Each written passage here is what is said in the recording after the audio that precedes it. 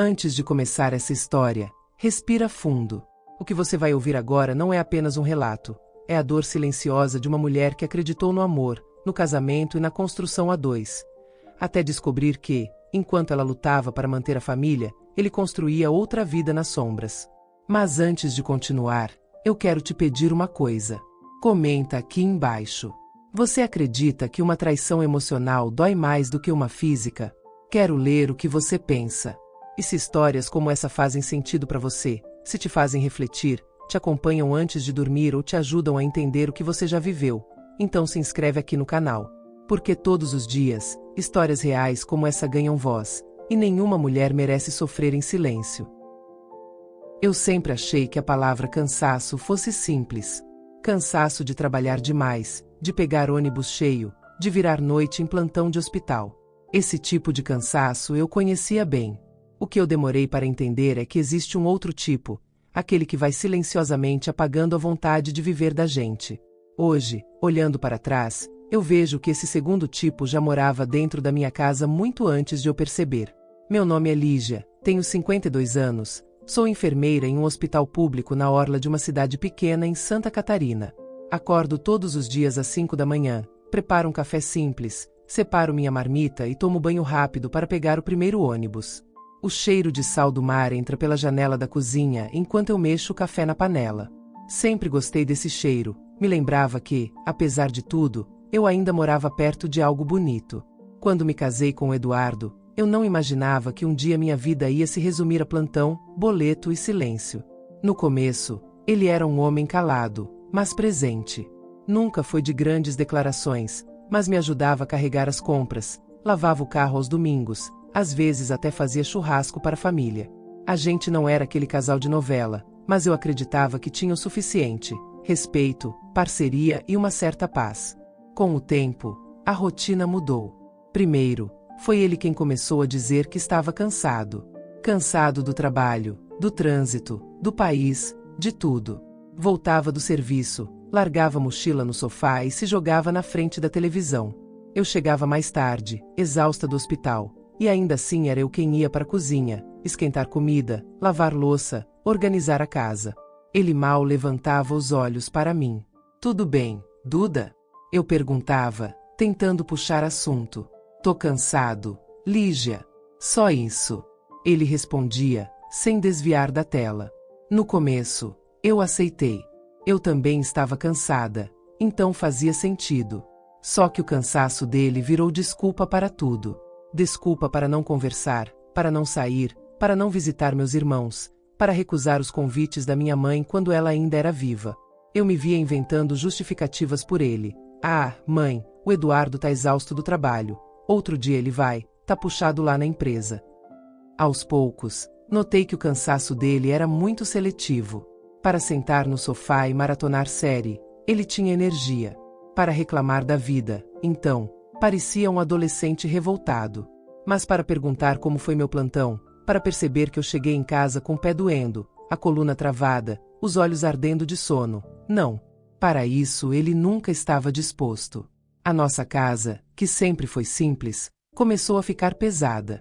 O corredor parecia mais estreito, a sala menor, a cama grande demais. Eu deitava do meu lado, ele virava para o lado oposto. Antes, a gente ainda se encostava sem querer no meio da noite. Depois de um tempo, até isso desapareceu. Eu passei a ter a impressão de que havia um muro invisível no meio do colchão. Eu insistia em manter alguns rituais. Fazia café fresco quando ele acordava, preparava o prato preferido dele quando eu tinha folga, separava as camisetas favoritas para ele encontrar fácil no guarda-roupa. Pequenas coisas que, para mim, eram maneiras de dizer eu ainda tô aqui.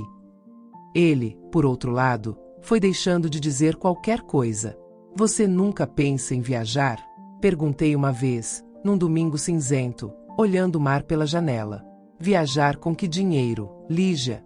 Ele respondeu, irritado. "Acorda. A gente não tá em idade de ficar sonhando." Aquela frase doeu mais do que eu esperava. Não porque eu realmente achasse que a gente podia viajar, mas porque eu percebi que, na cabeça dele, qualquer sonho meu era uma bobagem. Fiquei em silêncio, lavando a xícara devagar, tentando não deixar o rosto demonstrar o que eu estava sentindo. O trabalho, paradoxalmente, virou meu refúgio. No hospital, mesmo lidando com dor, doença e morte, eu me sentia útil. As pessoas me olhavam nos olhos, me chamavam pelo nome, agradeciam um copo de água, um travesseiro ajeitado, uma palavra de consolo. Em casa, eu era quase invisível. Marta, minha colega de plantão, às vezes comentava: "Você tá muito abatida, Lígia. Tá tudo bem em casa?" "Tá, é só cansaço." Eu respondia, repetindo a mesma desculpa que ouvia do Eduardo. Era curioso como eu mesma tinha começado a me esconder atrás dessa palavra. Cansaço. Era mais fácil falar isso do que admitir que alguma coisa estava se quebrando por dentro, que o silêncio do meu marido estava me corroendo de um jeito que nem os plantões mais puxados conseguiam. As primeiras noites em que eu realmente percebi que havia algo errado foram aquelas em que o Eduardo começou a chegar depois de mim. Antes, eu é que costumava entrar pela porta já tarde, com o uniforme amarrotado e o corpo moído. De repente, era o contrário. Eu chegava e a casa estava vazia, escura, a televisão desligada, o carro dele não estava na garagem. No começo, eu pensava, deve ter feito hora extra. Ou, deve ter parado em algum lugar para resolver alguma coisa. Eu esquentava meu jantar, comia sozinha na mesa pequena da cozinha e deixava o prato dele no micro-ondas, coberto, esperando. Ele entrava já depois das 10, às vezes quase 11. Não vinha cansado como antes, vinha aceso, com um cheiro de rua diferente, um perfume que não era o meu, nem o dele. Um cheiro de sabonete caro, de desodorante que eu nunca tinha visto em casa. Quando eu perguntava: "Aconteceu alguma coisa?" "Você demorou." "Nada demais. Parei num bar com o pessoal." Ele respondia, já abrindo a geladeira, como se aquilo fosse a coisa mais normal do mundo. Eu olhava para ele, para a mochila, para o rosto mais corado do que o normal, e alguma coisa dentro de mim se remexia. Ainda não era desconfiança clara, era só um incômodo, uma sensação de que eu estava ficando para trás, envelhecendo sozinha enquanto ele, estranhamente, parecia rejuvenescer. Naquela época, eu ainda acreditava que o problema era só fase, estresse, idade. Eu achava que, se eu fosse mais paciente, mais compreensiva, mais calma, as coisas iam voltar ao lugar. O que eu não sabia era que o cansaço do Eduardo não era com o trabalho, nem com a vida. Era comigo. E que esse cansaço já tinha começado a abrir espaço para algo bem pior do que o silêncio. Se no começo eu ainda conseguia justificar as ausências do Eduardo, com o tempo elas foram deixando de caber nas desculpas que eu dava para mim mesma. A rotina dele mudou de um jeito que não combinava com a vida que a gente levava. Antes, ele chegava no fim da tarde, reclamava do trânsito, jantava, sentava no sofá e dormia vendo TV. De uns meses pra cá, passou a sair de casa mais arrumado, voltar mais tarde e, principalmente, voltar diferente. Começou pelo guarda-roupa. Eduardo nunca ligou muito pra roupa, usava as mesmas camisas por anos, dizia que não estava nem aí pra frescura. De repente, passou a comprar camisas novas, calças mais caras, perfumes que eu nunca tinha visto. Vi 2 notas fiscais na mesa um dia, enquanto arrumava os papéis. Uma de uma loja de roupas masculinas de shopping e outra de uma perfumaria. O valor era alto. Alto demais para quem vivia reclamando de conta de luz. "Você foi no shopping?" Perguntei naquela noite, num tom leve, tentando não parecer desconfiada. "Passei lá rapidinho", ele respondeu, mexendo no celular, sem me olhar. "Comprou coisa cara, hein? Parcelado. Lígia, você também não pode ver um boleto que já entra em pânico." Aquilo me atravessou. Eu sempre fui a pessoa preocupada com conta paga, com luz, água, aluguel. Ele sempre foi o que fazia piada, dizia que tudo se resolvia. De repente, eu virei a chata, a que paniquei por causa de boleto. Eu engoli a resposta, como fazia com quase tudo. O silêncio estava virando meu hábito mais frequente. O celular dele virou um personagem à parte na nossa casa. Antes, ficava jogado na estante, em cima da geladeira, no sofá. De repente, passou a ser extensão do corpo dele. Eduardo ia do quarto para a cozinha com o celular na mão, ia no banheiro com o celular, dormia com o aparelho embaixo do travesseiro. Um dia eu ouvi o som de mensagem e, por impulso, olhei para a tela. Ele tirou o aparelho da minha frente tão rápido que eu senti até o ar mexer. Que isso, Eduardo? Nada. Trabalho. Ué, desde quando você esconde coisa de trabalho? Desde que você começou a ficar curiosa demais. Aquela frase veio com veneno. Fiquei parada, com o pano de prato na mão, olhando para ele como se estivesse vendo outro homem. Eu não tinha levantado, não tinha tentado pegar o celular, só tinha olhado quando a tela acendeu. Mesmo assim, ele reagiu como se eu tivesse invadido um cofre. No hospital, eu carregava aquele nó no peito como se fosse mais um equipamento pendurado no pescoço. Marta percebeu. Tu tá mais calada que o normal, Lígia. Ela comentou, enquanto a gente tomava café na copa dos funcionários. É coisa de casa. Eduardo. Eu dei de ombros. Ele anda estranho. Sai, chega tarde, vive no celular. E agora ficou todo cheio de perfume caro. Marta me olhou por cima da borda do copinho descartável. Homem quando começa a se arrumar demais do nada. Não é boa coisa. Ah, Marta, ele sempre reclamou que estava velho. Agora deve estar tentando se sentir melhor. Pode ser, ela respondeu, mas o jeito que falou deixou claro que não acreditava muito. As chegadas tardias viraram regra. Ele não dava mais horário. Às vezes mandava uma mensagem curta, quase sempre sem carinho. Não me espera, vou demorar, janta e dorme. Tinha dia que nem isso. Eu ficava sentada na mesa da cozinha, com o ventilador velho fazendo barulho no teto e o som distante do mar entrando pela janela, olhando para o prato vazio dele, sentindo um aperto que eu não sabia explicar. Comecei a reparar em detalhes que antes eu ignorava. Uma marca de batom clara na gola? Não. Ele não era burro a esse ponto. Mas existia cheiro. Um cheiro doce, diferente, que não era de perfume masculino. E havia também as pequenas mentiras, aquelas que escorregam fáceis demais da boca de quem já se acostumou a mentir. Você chegou a que horas ontem? Perguntei num sábado de manhã. Umas 9 e pouca. Eu tava acordada. Você entrou quase 11. Você deve ter visto a hora errada. Ele disse, sem nem se dar ao trabalho de parecer convincente. Nessas horas, eu sentia uma mistura de raiva e vergonha. Raiva dele, por mentir na minha cara com tanta naturalidade. Vergonha de mim, por perceber que eu engolia aquilo, que eu fazia vista grossa porque tinha medo do que poderia parecer se eu realmente resolvesse cavar fundo.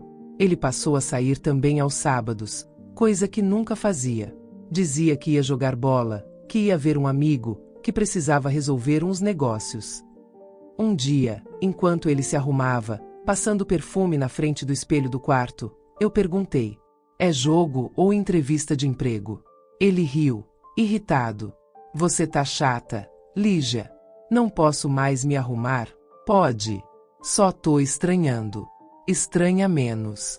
A forma como ele disse estranha menos foi como um tapa. Não era só o conteúdo, era o tom. Como se eu fosse uma pedra no caminho, um incômodo, algo que atrapalhava a vida que ele queria ter. Eu me olhei no reflexo ao lado dele, olheiras fundas, cabelo preso às pressas, uniforme meio gasto do hospital. Ele, ao contrário, com camisa bonita, cabelo ajeitado, cheiro de perfume caro. Por um instante, senti uma vergonha funda de quem eu tinha me tornado. Não era só ciúme, era sensação de inadequação. Eu me perguntava se o problema era eu, minha idade, meu corpo mudando com a menopausa, minha falta de tempo para academia, para salão, para qualquer coisa que não fosse trabalho. A cada comentário atravessado dele, uma parte de mim acreditava que eu tinha alguma culpa. O dinheiro começou a faltar de um jeito estranho.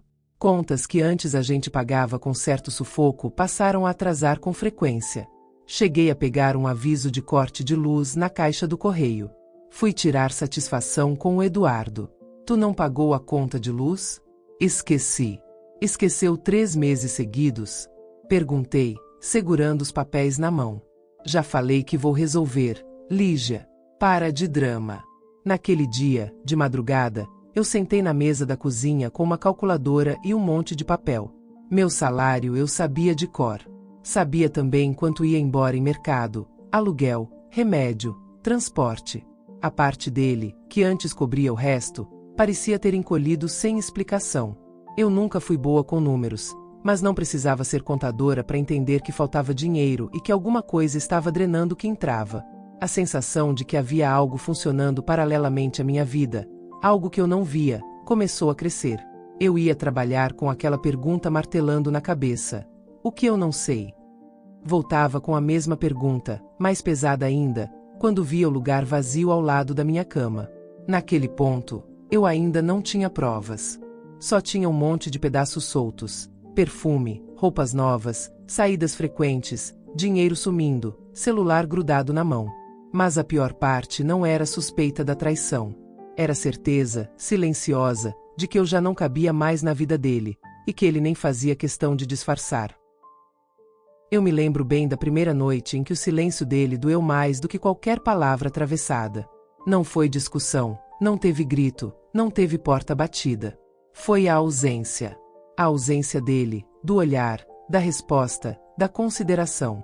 Era uma quarta-feira, eu tinha chegado do hospital com as pernas latejando, e encontrei o Eduardo sentado no sofá, olhando para o celular com um sorriso discreto, um sorriso que eu não via há muito tempo.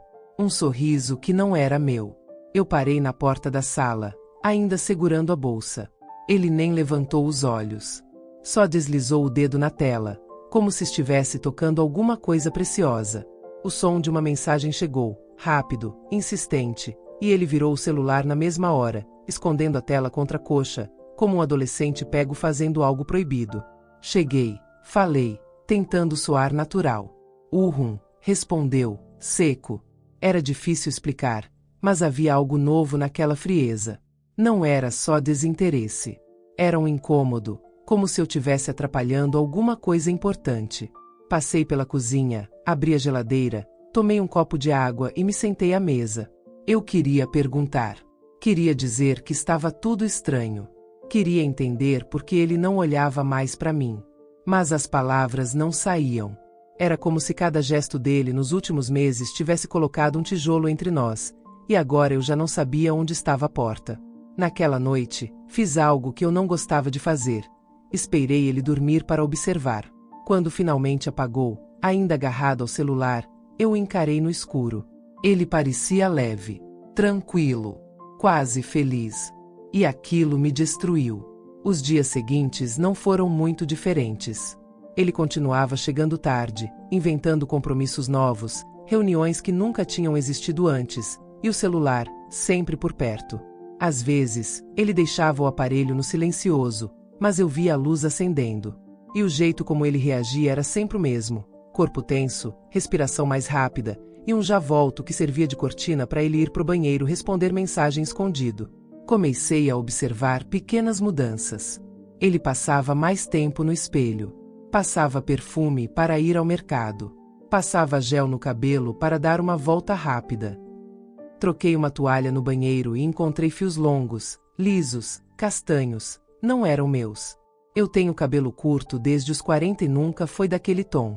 Quando mencionei, meio rindo, meio testando o terreno, ele respondeu com aquela irritação pronta, como se eu tivesse cometido um crime. Deve ser da lavanderia ou da rua. Tu inventa coisa. Inventar. Essa palavra ficou ecoando dentro de mim. Eu comecei a sentir um medo novo, o medo de estar ficando paranoica, de estar imaginando tudo. Comecei a duvidar de mim mesma. E é assim que as coisas se instalam. Primeiro ele muda, depois ele mente, e por fim, você começa a achar que o problema é você. Uma tarde, enquanto eu dobrava roupas no quarto, ouvi ele falando baixo no telefone. Claro que eu vou. Eu disse que vou resolver isso. Só confia. Pausa. Ela não percebeu nada. Senti o corpo gelar. Ele percebeu minha presença e desligou rápido. Era do trabalho, disse, sem que eu perguntasse. Cliente chato. O pior não era mentira. Era a naturalidade com que ela vinha.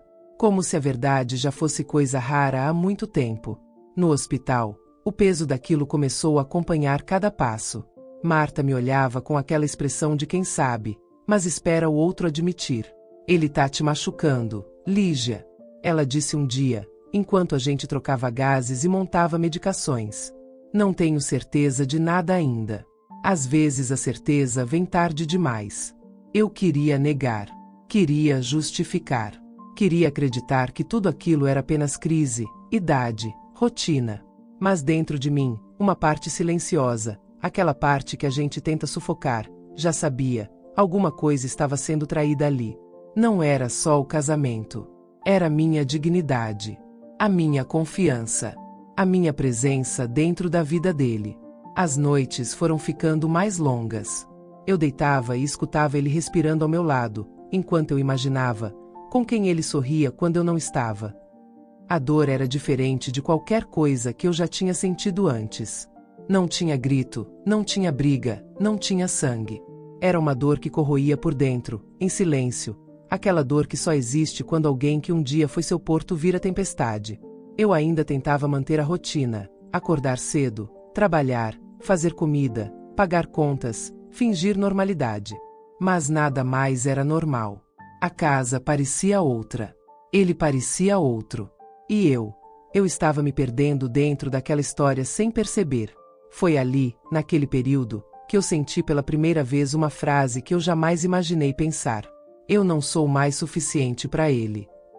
E por mais que doesse admitir, o pior é que uma parte de mim já acreditava nisso. Eu não sei dizer exatamente quando a suspeita virou fato. Talvez tenha sido quando deixei de buscar explicações e comecei a observar. Antes eu tentava justificar cada comportamento do Eduardo, cada ausência, cada mudança brusca.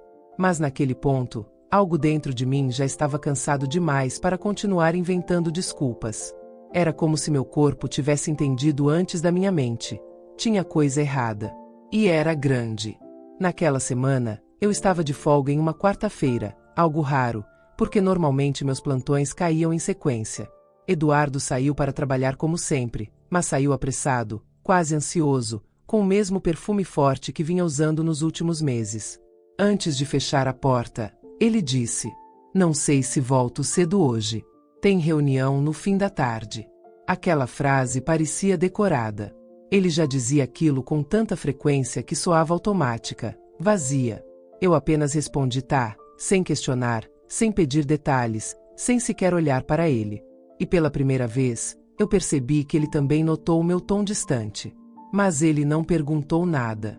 Não perguntou se estava tudo bem, não tentou diminuir o silêncio, não buscou contato. Apenas saiu, rápido, como se estivesse atrasado para outra vida. Fiquei sozinha naquela casa, ouvindo apenas o som distante do mar e o tic-tac lento do relógio da cozinha. Era estranho pensar que aquele lar que eu construí com tanto esforço agora parecia um lugar onde eu era apenas visita. Sentei no sofá, olhei ao redor e tive uma sensação profunda de desconexão, como se tudo ali tivesse sido montado para uma vida que já não existia. Foi então que notei algo diferente. A gaveta do aparador estava entreaberta. Eduardo era metódico com suas coisas, nunca deixava nada fora do lugar. Estranhei. Levantei, respirei fundo e abri devagar, como se estivesse mexendo numa ferida aberta. Lá dentro, havia um envelope do banco. Nada demais, à primeira vista. Mas quando abri, vi o nome dele e várias folhas com valores, datas e parcelas. Só que algo chamou mais minha atenção. Um comprovante de pagamento recente e alto, muito alto, feito em dinheiro. Eu senti meu coração bater no pescoço. Era como se o ar tivesse ficado mais pesado, como se o chão tivesse mudado de lugar. Eu segurei aquele papel como quem segura uma bomba. Eu sabia que não deveria, mas fui até o computador. Eduardo tinha colocado senha meses atrás, coisa que antes nunca tinha feito. Mas naquele dia, talvez por descuido, talvez por arrogância, ele tinha esquecido de desligá-lo. A tela estava acesa. E foi ali que eu vi o primeiro rastro concreto do que vinha sendo construído longe de mim. Não era uma mensagem romântica, não era foto ou conversa. Era pior. Extratos. Transferências. Contas vinculadas. Um documento digitalizado de um contrato de locação, com o nome do Eduardo. E o endereço não era o nosso. Eu parei, travei, senti as mãos suarem. Passei alguns segundos encarando a tela, tentando encontrar alguma explicação lógica. Uma promoção, um investimento, uma surpresa, qualquer coisa que não fosse o que eu já sabia. Mas a verdade estava ali, clara, fria, organizada em tabelas. Eduardo estava pagando aluguel em outro endereço. Saí da frente do computador devagar, sentindo o peito latejar. Fui até o quarto, sentei na beirada da cama e fiquei ali, imóvel, tentando entender quando tudo tinha começado. Tentei lembrar se havia um dia específico, um momento em que ele deixou de ser meu marido e passou a ser um estranho. Foi nesse instante que ouvi uma notificação no celular dele, que estava carregando no criado mudo. A tela piscou com o nome. Amanda Coração Amarelo. Meu corpo congelou. Não precisei abrir, não precisei tocar, não precisei ler. A confirmação estava ali, inteira, gritante. O celular vibrou de novo. Outra mensagem apareceu. Tá tudo certo pra hoje. Já tô com saudade. Eu nunca tinha sentido algo assim. Era como se alguém tivesse enfiado a mão no meu peito e arrancado alguma coisa essencial. Dignidade, inocência, confiança. Eu não sei. Só sei que doeu como se tivesse acontecido fisicamente. Eu não chorei. Não naquele momento. Só fiquei parada, sentindo uma mistura de náusea, raiva e um vazio profundo. Peguei minha bolsa e fui para a praia. Caminhei sem rumo, com os olhos presos no mar revolto, como se o movimento das ondas fosse capaz de ordenar meus pensamentos. O vento cortava o rosto, mas eu mal sentia. Eu só repetia mentalmente. Ele tem outra. Ele tem outra. Ele tem outra. Marta me ligou sem saber de nada. Quando atendi, minha voz saiu rouca, diferente. Lígia. Aconteceu alguma coisa? Eu respirei fundo. Foi a primeira vez que coloquei em palavras o que descobri. Aconteceu. E eu acho que nada vai ser igual depois de hoje. Do outro lado da linha, o silêncio dela não foi de espanto, foi de confirmação. Ela sabia. Eu sabia. O mundo sabia. Só eu insistia em fingir que não. Enquanto eu caminhava pela areia fria, com o mar rugindo ao meu lado, senti uma certeza se instalar dentro de mim. A partir dali, eu já não era a mesma mulher que começou essa história. E, mesmo sem saber o desfecho, eu intuí uma certeza amarga. O que viria depois seria ainda mais doloroso do que a descoberta. No dia seguinte, acordei diferente. Não era força, não era coragem, também não era desespero. Era uma espécie de anestesia emocional. Eu já sabia a verdade, mas ainda não tinha processado. O corpo seguia no automático enquanto a mente tentava entender quando o chão tinha começado a rachar. Antes de sair para o hospital, sentei à mesa com uma xícara de café. Eduardo desceu para a cozinha alguns minutos depois, já vestido, cheiroso, com um perfume forte que de repente fazia parte da rotina dele. Ele abriu a geladeira, pegou água e nem me olhou. Vai sair agora? Perguntei, sem olhar para ele também. Tenho reunião cedo hoje, respondeu, como sempre. A palavra reunião começou a soar ofensiva, ridícula, ensaiada. Como se ele nem se preocupasse em variar a mentira. Eu respirei fundo. Eduardo. Fala. Ele ainda não olhou para mim. Eu percebi que isso me feria mais do que qualquer palavra. Quem é Amanda? Foi a primeira vez, em meses, que ele congelou. Não havia mais espaço para improviso, para frase pronta.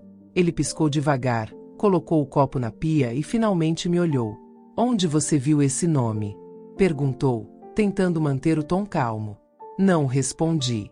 Eu apenas o encarei, de igual para igual, como eu tinha esquecido que sabia fazer.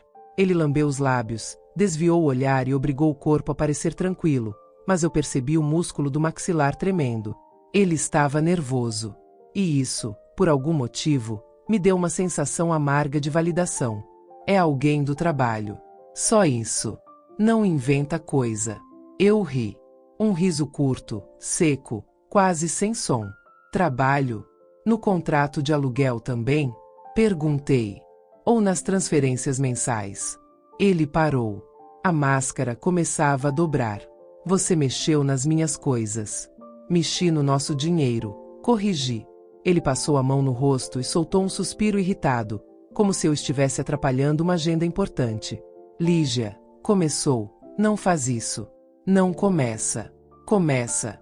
Repeti, sentindo o peito queimar. Eduardo, você já terminou. Só esqueceu de avisar. Ele virou de costas, encostou as mãos no balcão e ficou ali, imóvel por alguns segundos, como se estivesse calculando a próxima frase. Quando finalmente falou, a voz saiu fria, objetiva, sem culpa, como quem comunica uma decisão já tomada. Eu não sou feliz há muito tempo. A gente não é mais nada. Só rotina. Só peso. E eu cansei. A palavra voltou como uma ferida reaberta. Cansado. Era isso. Ele não ia negar. Não ia se desculpar. Não ia suavizar. Ele estava assumindo, com a maior naturalidade do mundo, que tinha outra vida, outra mulher, outro endereço. E você decidiu resolver isso sozinho, eu disse, tentando manter a voz firme. Eu não queria te machucar, ele respondeu, finalmente virando o rosto para mim. Só não tinha o que falar. A vontade que eu tinha era gritar. Perguntar como alguém trai sem querer machucar. Como alguém mente, esconde, destrói sem perceber que aquilo tem consequência. Mas eu não disse nada. Porque, no fundo, eu já sabia. Ele não estava arrependido. Ele estava incomodado porque eu tinha descoberto. Você está morando com ela? Perguntei. Não é assim. Ele começou, mas parou. Respirou fundo. Mudou o discurso. Eu estava tentando entender o que eu queria. E agora sabe? Silêncio. Não havia resposta. Porque ele já tinha escolhido. Só não tinha coragem de assumir a escolha por completo. Ele pegou as chaves, colocou o celular no bolso e disse uma última frase antes de ir embora. Não vamos transformar isso num drama, tá? A gente resolve quando der. Ele saiu.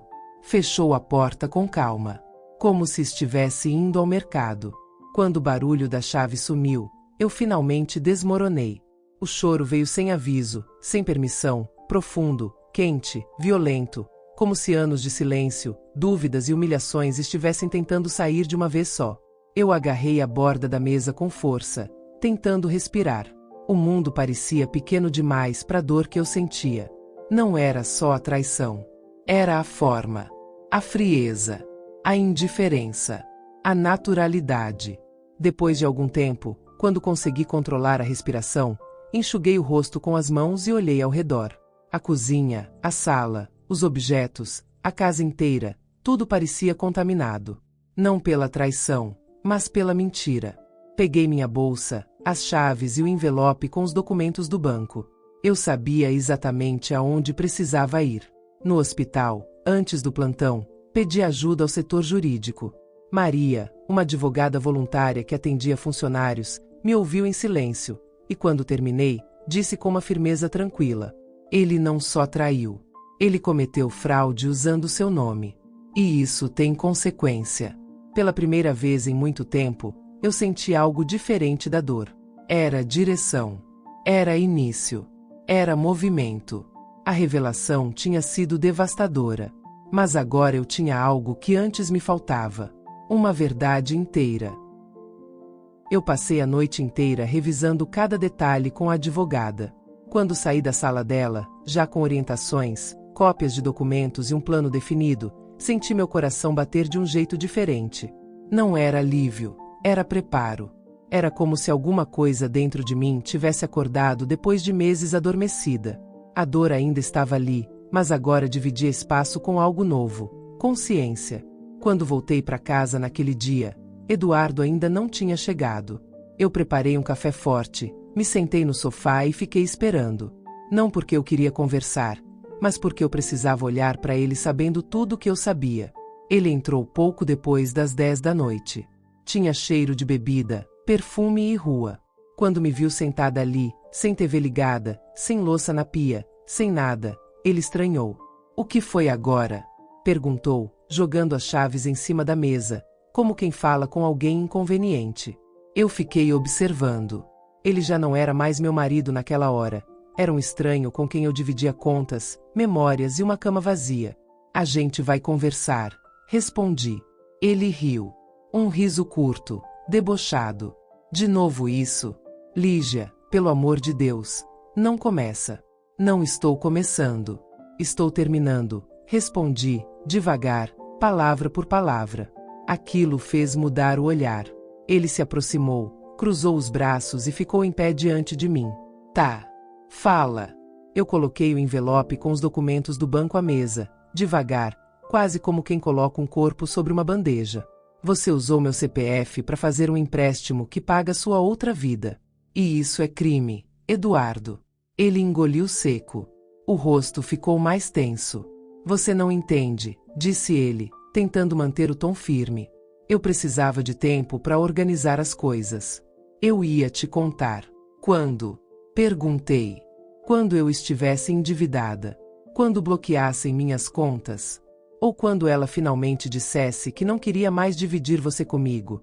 A expressão dele tremeu, só por um segundo, mas foi o suficiente para eu perceber. Ele não esperava que eu tivesse descoberto tanto.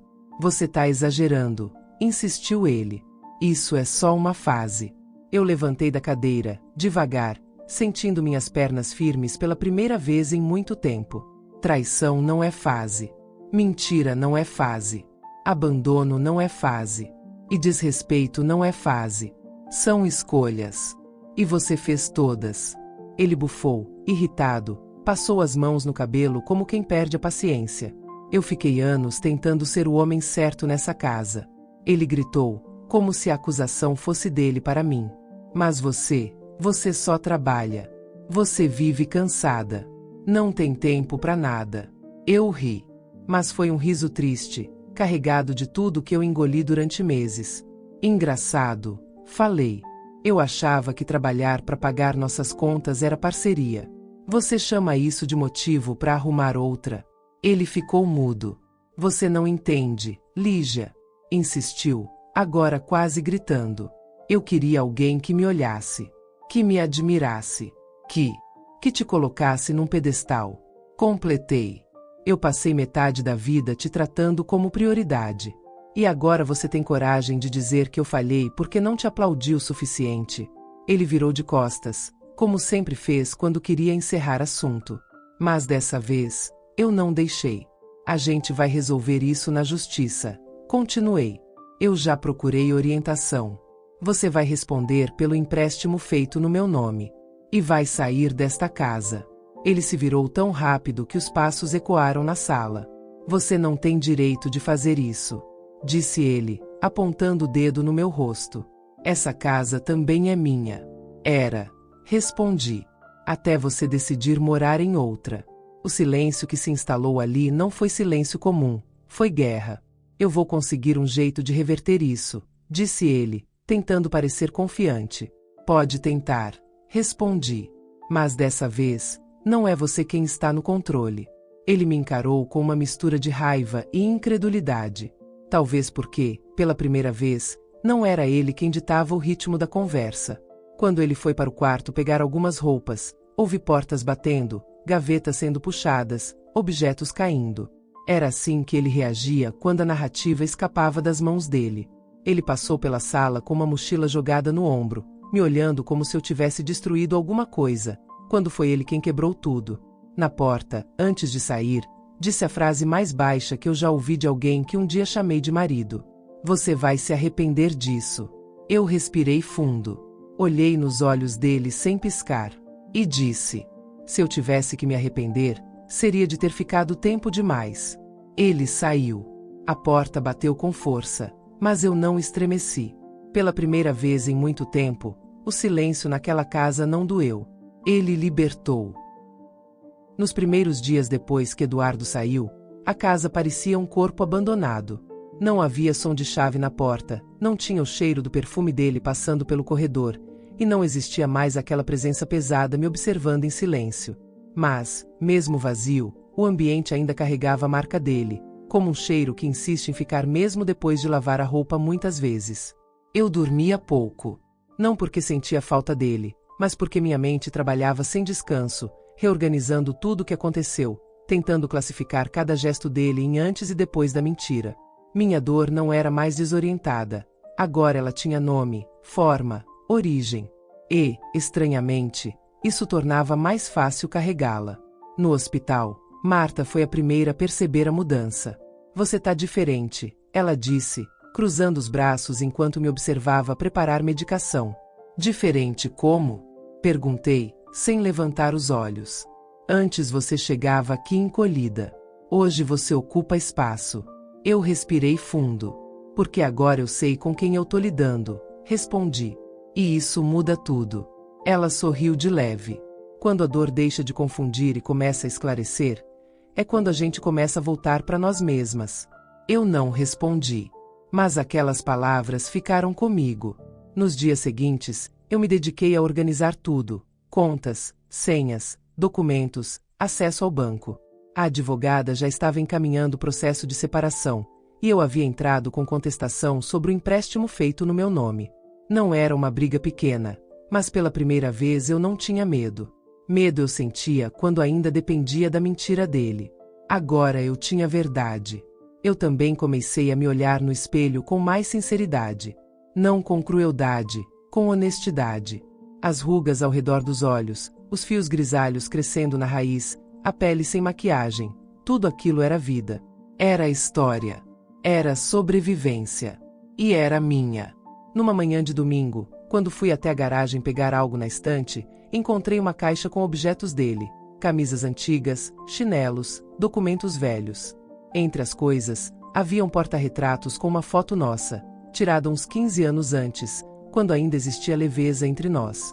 Na foto, eu segurava a mão dele, rindo, enquanto ele olhava para a câmera com um sorriso discreto. Naquela época, eu achava que aquele era o sorriso de um homem satisfeito. Hoje, não consigo deixar de enxergar ali apenas alguém acostumado a receber mais do que dava. Olhei para a foto por alguns segundos, depois coloquei o porta-retratos de volta na caixa, não com raiva, mas com despedida. No meio da semana, recebi uma ligação inesperada. Era o advogado dele. Boa tarde, Dona Lígia. O Eduardo gostaria de negociar os termos amigavelmente. Eu respirei fundo. Diga ao Eduardo que ele pode negociar comigo quando assumir tudo o que fez, respondi. Não aceito conversa com intermediário. O advogado gaguejou, tentou formular alguma resposta, mas eu finalizei a ligação antes que ele encontrasse palavras. Algumas horas depois, Eduardo mandou uma mensagem. A gente precisa conversar. Eu quero acertar as coisas. Antes, eu teria esperado uma frase assim como quem espera ar para sobreviver. Agora, eu li com calma, e não senti nada. Respondi apenas: quando quiser, fale com meu advogado. Não houve resposta. No sábado, decidi caminhar até a praia, algo que eu fazia pouco, mesmo morando ali há anos. O vento estava frio, mas o sol ainda aquecia a pele. Caminhei descalça na areia úmida, ouvindo o som das ondas como se fossem respiração. A maré estava subindo devagar, e eu observei aquilo como quem assiste o tempo agir. Foi ali, olhando o mar, que percebi. Eu estava voltando para mim. Não de forma eufórica, nem triunfante, mas silenciosa, firme, inteira. Quando voltei para casa, abri as janelas, lavei o banheiro, troquei os lençóis e reorganizei o guarda-roupa. Tirei as roupas dele das gavetas e coloquei tudo dobrado numa caixa. Não chorei. Não tremi. Não hesitei. Não era expulsão. Era encerramento. Quando terminei, sentei no sofá e percebi que, pela primeira vez, o silêncio naquela casa não gritava abandono. Ele anunciava começo. Peguei meu celular e escrevi uma mensagem curta para mim mesma, como se fosse promessa. Eu não perdi nada. Eu me livrei. Depois disso, respirei fundo. E percebi. A dor não tinha ido embora. Mas agora, ela estava me reconstruindo. Eu acordei diferente naquele dia, como se meu corpo inteiro soubesse, antes de mim, que algo estava para acontecer. O sol entrava pela fresta da cortina e iluminava o quarto com uma claridade silenciosa, madura, quase simbólica. Nada tinha mudado fisicamente desde a última semana. A cama ainda tinha o espaço vazio onde o Eduardo dormia, as marcas dele ainda estavam nas paredes, e o cheiro de café velho ainda impregnava a cozinha. Mas algo dentro de mim já não era o mesmo. Era estranho. A dor ainda existia, mas não queimava mais. Agora ela tinha bordas, tinha nome, tinha uma história com começo, meio e, finalmente, um fim. Depois de tomar café sozinha, recebi uma mensagem no celular. Era a advogada. Audiência confirmada para hoje às 14 horas. Ele estará presente. Meu coração bateu forte, não de medo, mas de alerta. Eu respirei fundo, respondi apenas: estarei lá. Passei o resto da manhã arrumando pequenas coisas, como quem organiza os últimos detalhes antes de fechar uma porta para sempre. Coloquei roupas limpas para lavar, troquei a toalha do banheiro, passei pano no chão da cozinha. Nada disso era obrigação, era ritual. Era como limpar uma ferida antes de deixá-la cicatrizar. Antes de sair, vesti uma calça preta simples, uma blusa lisa e um casaco leve. Não era uma roupa especial, mas era digna. Eu me olhei no espelho e percebi algo que não tinha visto nos últimos meses: firmeza. Não beleza perfeita, não juventude, mas presença. Cheguei ao fórum cedo. A advogada já estava lá me esperando. Ela apenas assentiu quando me viu. Não precisou perguntar se eu estava preparada. Quando entrei na sala, Eduardo já estava sentado. Ele olhou para mim, mas o olhar não tinha impacto, nem culpa, nem saudade, nem raiva. Apenas surpresa.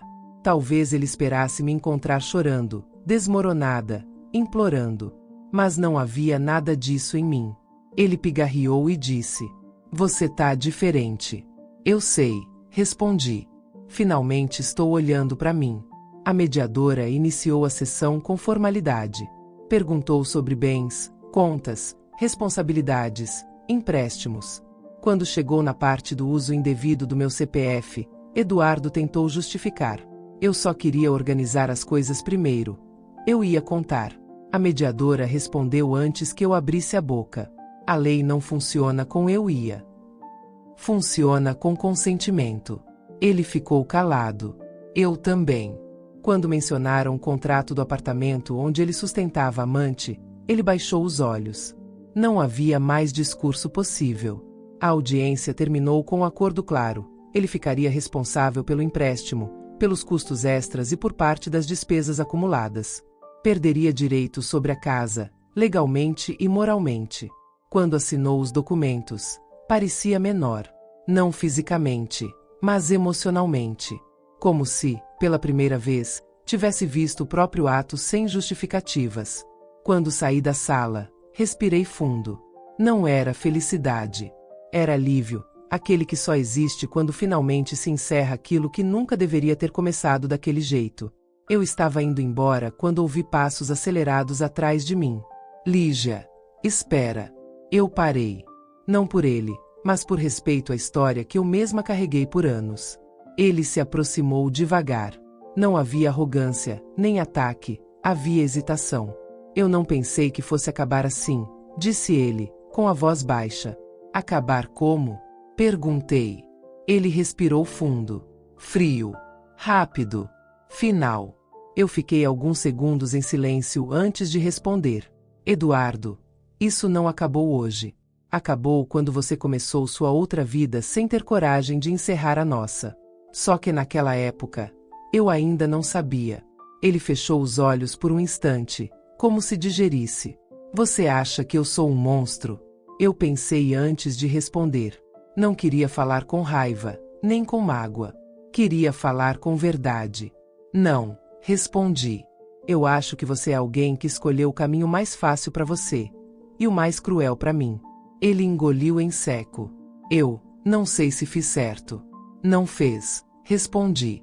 "Mas agora não importa mais." Ele tentou um passo à frente, talvez para pedir desculpas, talvez para testar terreno, mas eu dei o passo atrás antes. "Eduardo, nada do que você disser agora muda o que aconteceu. E nada do que eu disser muda quem você escolheu ser." Ele assentiu, devagar. Depois buscou o celular no bolso, como se buscasse apoio, e disse a última coisa que eu esperava ouvir: "Ela me deixou." A frase caiu no ar como um objeto pesado. Por um instante, eu quase senti pena. Quase. Continuei. Amizades feitas sobre destruição raramente suportam o peso da realidade. Ele passou a mão no rosto. Estava perdido. Mas ele não era mais meu problema. "Se um dia você entender o que fez", completei, "espero que isso sirva para você ser alguém melhor com a próxima pessoa que tentar te amar." Ele tentou falar mais alguma coisa, mas eu já tinha virado as costas. Eu saí do fórum sentindo o vento frio bater no rosto, mas pela primeira vez ele não parecia cortante. Parecia novo. Fresco. Possível. No caminho de volta, passei na praia. Tirei os sapatos, caminhei até onde a água encostava nos meus pés e fiquei ali, respirando, sentindo, existindo. As ondas batiam e recuavam como se dissessem silenciosamente: "Acabou." Agora começa. Fechei os olhos e deixei que o som do mar preenchesse o espaço onde antes existia desespero. Eu não queria voltar no tempo. Eu não queria vingança. Eu não queria ele. Eu queria, e finalmente tinha, eu.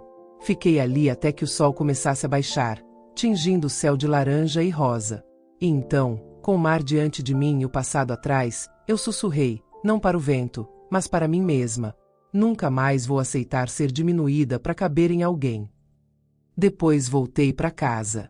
Fechei a porta atrás de mim, não com tristeza, mas com paz.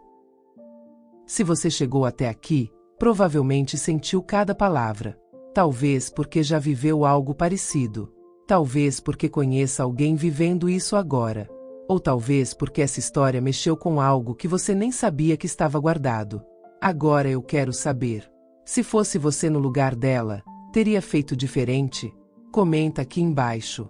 Eu leio tudo. E antes de ir, não esquece de se inscrever no canal, porque amanhã tem outra história intensa, verdadeira e impossível de ouvir sem sentir. Obrigada por ficar até o final. Até a próxima história.